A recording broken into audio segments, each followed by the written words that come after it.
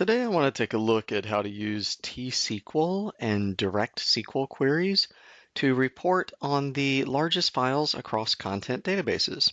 So here we're looking at a SharePoint 2013 farm on-premise. This is IaaS running in Azure. And the content database schema is about the same with SharePoint 16 and 19.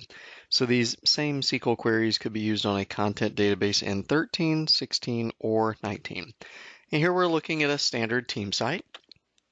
And on the left in PowerShell, we have a couple of commands. The first one to enable TLS 1.2 support. The second to load the latest NuGet provider. And the third one to load SQL Server commands. The reason we want to do this is now we can come in and query the invoke SQL command and make sure that we have that module available. So now that we have invoke SQL command, we can come over here and kind of take a look at it and read the manual with MAN.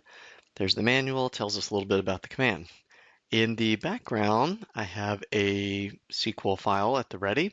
We'll take a look at it in ISE. And what this does is kind of query your system to look at the content database and do some statistics on the files within them. So one thing we'd want to do is to get the SharePoint content databases, take a look at them, and maybe select the server property. And that is spfarm sql.contoso.com. So we're going to change line number 3 to have the name of our server.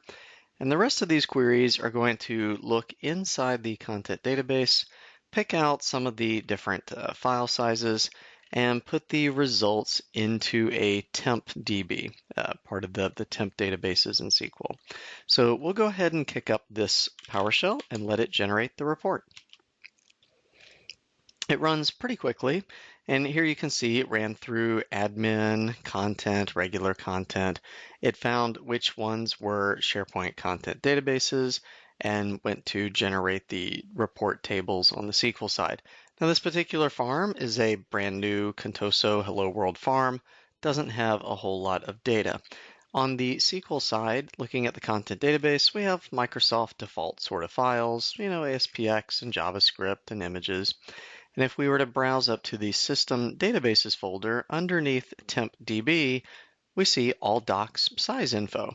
So this is our table that provides some of the summary information about what lives inside of your content databases.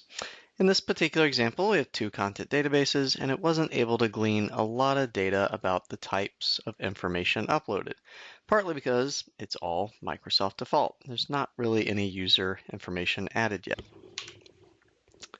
By uploading a couple of test documents, we can run the PowerShell again, and now we're going to see that the farm content database has a couple of Word documents, and the largest is in the shared documents folder, and it has some statistics on total size.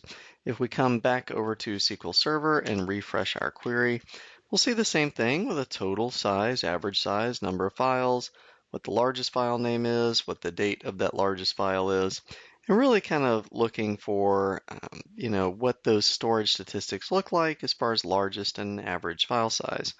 The PowerShell code has a couple of file extensions that it's scanning for and kind of expecting. It has a date range for what focus time we want to look at. And the extensions are more like doc and XLS and things like this from Microsoft Word.